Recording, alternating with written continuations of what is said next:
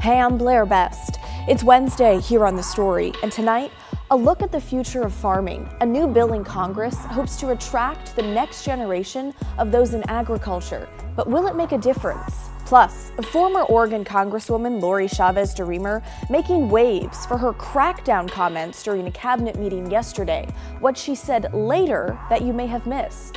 But first, a man was stabbed in downtown Portland this week right outside Multnomah County Central Library, the latest act of violence in that area that has business leaders fired up and pointing fingers at the county chair. It's our big story tonight. So the stabbing happened early Monday evening, just after 5 o'clock. A 44-year-old man was stabbed after leaving Multnomah County Central Library near Southwest Yamhill Street and 10th Avenue. He was taken to the hospital with multiple stab wounds, as well as injuries from being hit with skateboards. He is expected to survive. The three suspects, two 18-year-olds and a 21-year-old, there they are, have been arrested. Now, this is just the latest act of violence near Multnomah County Central Library. Last month, a man was shot and killed across the street. The suspect in that case has since been arrested. It was reported he was inside the library with a weapon leading up to the shooting. But in this latest case, according to court documents, the three suspects were seen by library security arguing on the library steps when the victim yelled at them from across the street to try and intervene.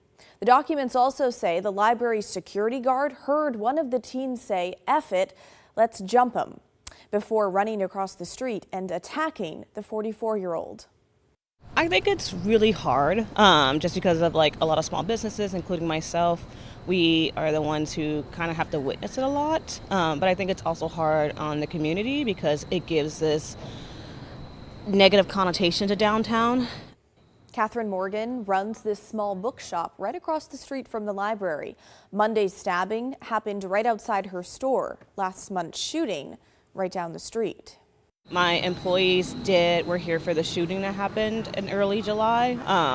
So they got to witness quite a bit of it, and we had to deal with the aftermath because I wanted to make sure my employees were safe emotionally and physically. Catherine and other surrounding small businesses are now writing a letter to city leadership asking for more to be done to increase safety around the library. It's the second of such letters to the city from businesses like hers. But others in the community are taking a bolder approach, even if it's just rhetoric. Here's the president of the Portland Metro Chamber, which advocates for businesses in the region. So what's happening at the library is an example of how low our standards in our community have gotten. The point is, enough is enough. How many people have to get sick? How many employees have to be exposed to fentanyl? How many visitors have to be assaulted? What do we have to do? And at this point, raising our hands and saying something big is the only option that's left. The Central Library is in the middle of Portland Clean and Safe's coverage area. That's this crew of cleaners that you often see walking around picking up trash. Well, they're run by the Portland Metro Chamber, which has been tracking how many times those cleaning crews have been called to the library. Here's the one block around. Think about this one block around the library. 427 calls for loitering and trespass. 62 welfare checks. You know what a welfare check is? Is that person alive? Is it that person breathing? Okay, 74 drug activity calls. There's a drug deal. I see it. I need help, right? 630 different businesses have been spoken to, cared for because of what is happening at the library. 707 requests for extra private security personnel. One block. And what's the timeline of all this data? Since January 1st. So that's not even a full year of calls. He says they have done their part. Now it's up to the county. He says under County Chair Jessica Vega Pederson's watch, it has become a, quote, hotspot for violence and drug use. And that persistent inaction by the chair has been a direct contributor to these incidents. Multnomah County Chair Jessica Vega Pederson would not talk with us on camera today, but sent a statement instead, saying in part, "My top priority continues to be increasing safety for our community with our partners at the Portland Police Bureau. We'll continue our ongoing work in collaboration with them to address safety issues in the downtown core, especially the blocks around Central Library." As for the Metro Chamber statement, they're here to politicize instead of problem solve. Their statement tells on themselves. They want Multnomah County librarians to prevent crime and police sidewalks, to give the wealthiest few tax breaks, and to shut down free preschool for thousands of kids. They're out of touch. They don't represent the majority of our community, and they certainly don't speak for me. I reject this statement, and leadership requires taking accountability. You know what? People getting sick and getting stabbed, shot, and whipped, that's not politicizing. That's victimization. It's victimization. No one should get hurt because they go to a library. Okay, so clearly the tension is reaching a breaking point between downtown businesses and leaders at the county chair. Last month, County Commissioner Megan Moyer sent a letter to Portland's mayor and police chief demanding more police patrols around the library. The commissioner joined us live on the show to talk about it. Well, that sparked a finger-pointing match of sorts between the city and the county over who is in charge of the public safety at the library. The issue being the county is in charge of the building and what happens inside, while the city and Portland police patrol the sidewalks and public rights of way outside. The library director would not talk with us on camera today, but a spokesperson said they've done multiple things to increase safety and security in and around the building. Writing, these measures include nearly doubling the uniformed security officer presence, increasing from 4 to 7 officers, 24/7 camera monitoring to spot illegal activity, increasing exterior patrols, enhanced exterior cleaning, and limiting hours for exterior Wi-Fi access. Currently, the library is evaluating more extensive security measures like weapons detection systems. Oh yeah, we heard about all these great improvements, and then what happened? So you tell me. So the outcomes are not there. So I just want them to listen to the staff, listen to businesses more, and to see all the things that they can do. Radical departure from the status quo. Radical departure doesn't mean, we're going to think about doing things and we're going to have some events and we're going to put up a couple festive lights. Radical means radical. It means doing things completely different than what you're doing.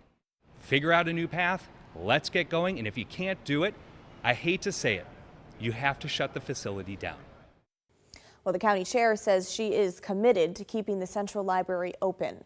There is a library work group, people from Portland Police, Multnomah County, and the City of Portland, to talk about how to improve safety. The library will present their analysis of the latest ideas on September 30th. That's more than a month away. But we want to hear from you. What do you think should be done regarding safety and security at the Central Library? What do you think about the possibility of metal detectors at the entrance? Let us know. Email the story at kgw.com or call and leave us a voicemail, 503-226-5090. Well, turning now to Salem, where quarterly revenue projections don't often make the news, but they are today. Oregon is expected to lose nearly $900 million in the current 2-year budget cycle because of President Donald Trump's big, beautiful bill. Alma McCarty is in the newsroom tonight after hearing directly from the state economist. Alma? Yeah, Blair, I spoke with Carl Riccadonna, the chief economist for our state, within the last hour. And he presented this forecast to the Legislative Committee on Finance and Revenue this morning. And you're right, these kinds of updates don't often make headlines, but what's different is the impact of that federal legislation. The state legislature concluded the 2025 session with nearly $475 million in available funds intended, state economists say, to buffer against economic risks. But the passage of the big, beautiful bill is now estimated to reduce state revenues by $888 million over the next 2 years. That is a big number and something the state will have to address. However, Riccadonna tells me that not to think of this as an economic headwind. We shouldn't think that H.R. 1 is poking a hole in the Oregon economy of a size of $888 million.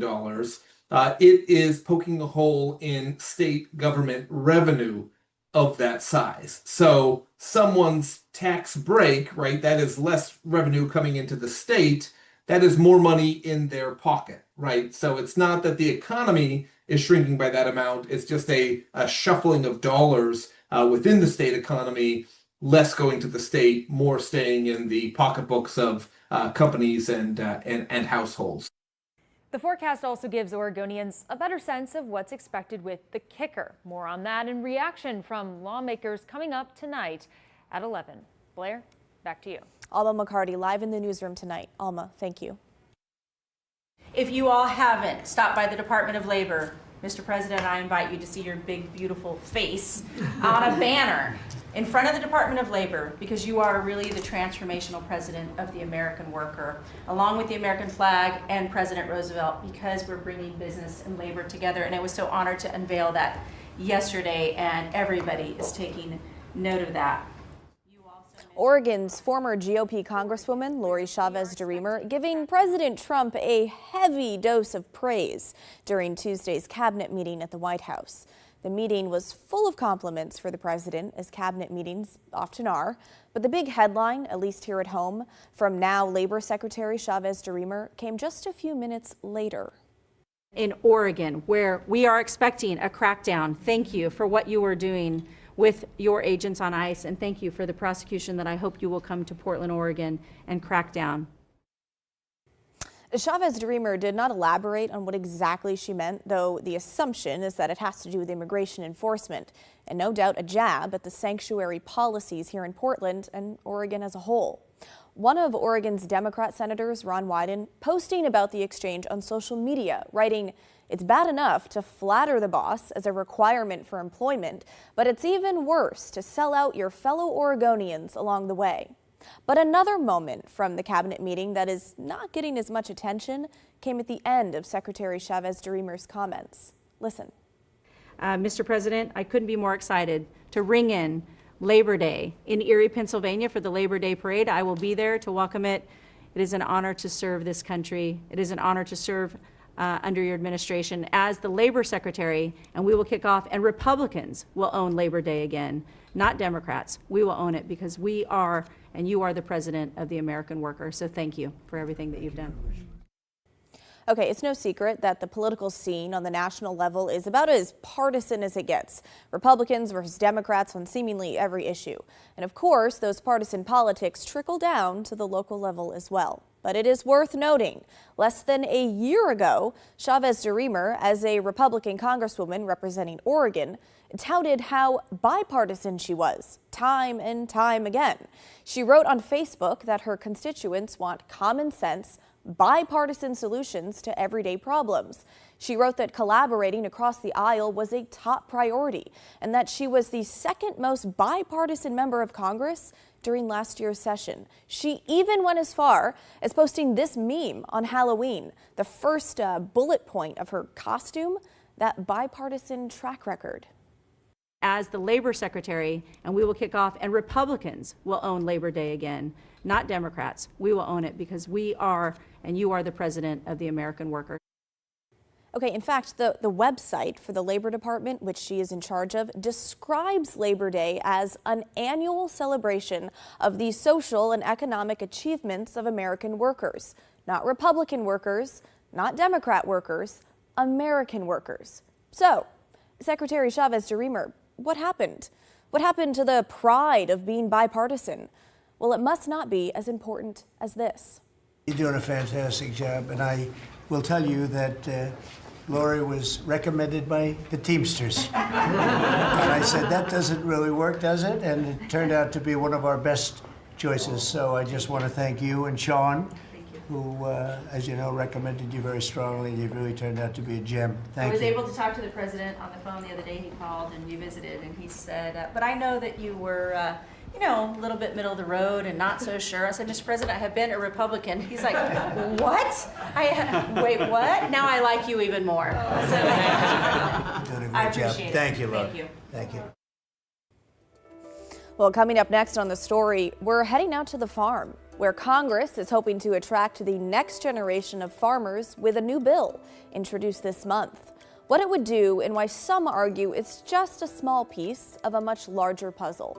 That's when the story returns.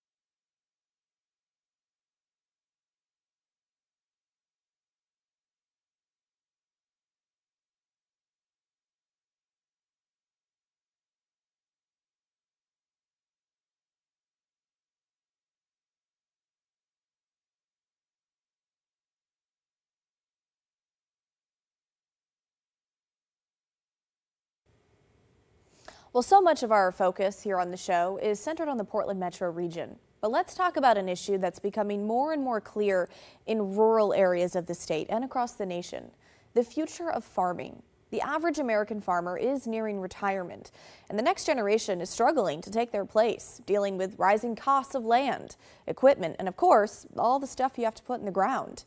For decades, Congress has tried to make it easier for young people to step into farming, like beginning farmer loan programs and land preservation incentives. But those efforts have often felt like too little, too late. Enter their latest plan, a new bipartisan bill introduced in the House called the Next Generation of Farmers Act.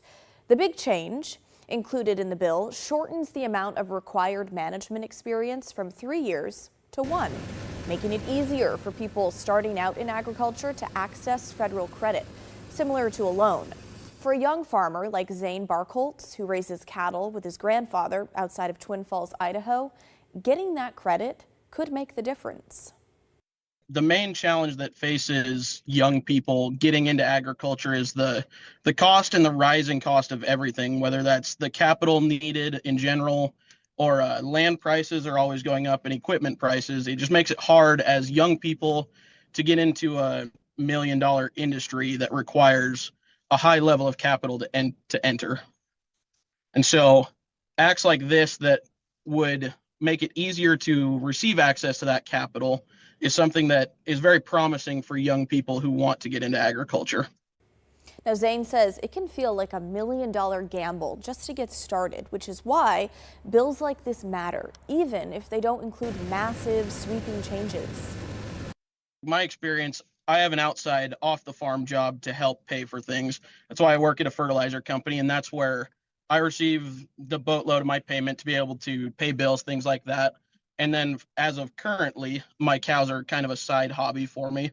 But things like this give me the ability or the hope in the future to be able to expand if I wanted to. And that's something really encouraging, that as there's lots of people in my shoes who are working in a different place, different job, that they would have the access in the future to be able to pursue their own endeavor. Now, of course, it's not all about the money side of this. There's only so much land available out there. So things like protecting farmland from development also plays a role, which of course is on a state-by-state basis. Oregon is famous for its land use laws, which include urban growth boundaries, basically limiting how far suburban areas can spread. Just last year, Governor Tina Kotek got a taste for just how precious and valued those boundaries are when she considered pulling nearly 400 acres north of Hillsboro into the urban growth boundary to use it for a semiconductor research facility. She received that temporary power from the legislature the year before.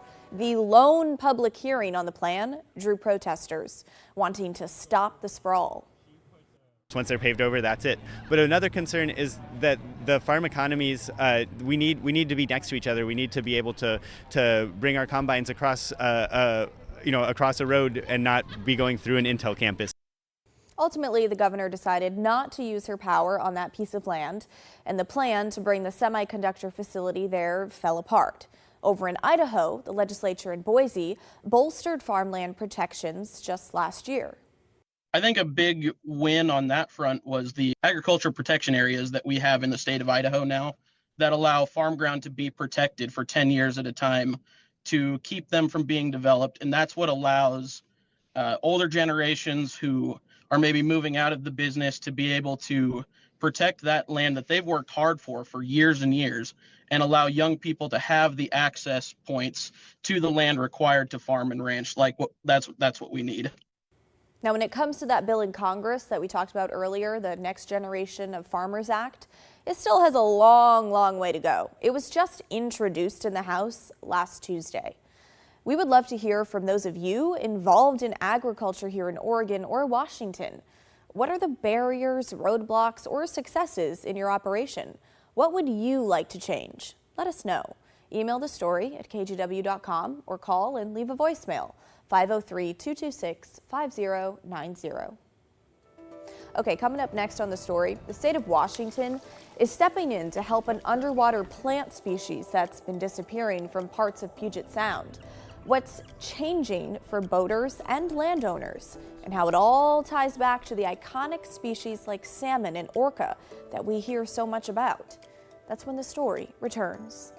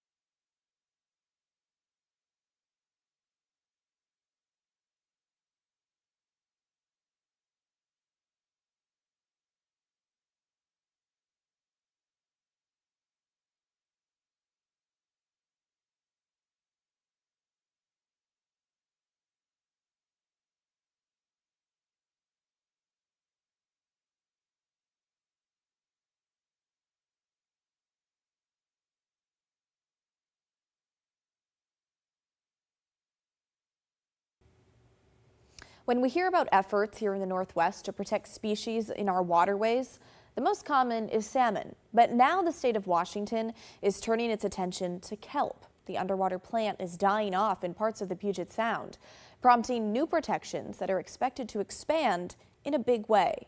Drew Mickelson with our Environment Northwest team looks at the changes above and below the water. Chris Peters grew up boating around Squaxin Island near Shelton. I do it every time. I don't care what the tide is. Just good habit. He'll never forget the family rule. Our dad would take us around this tip every time and would tell us exactly where the kelp are. Avoid the kelp.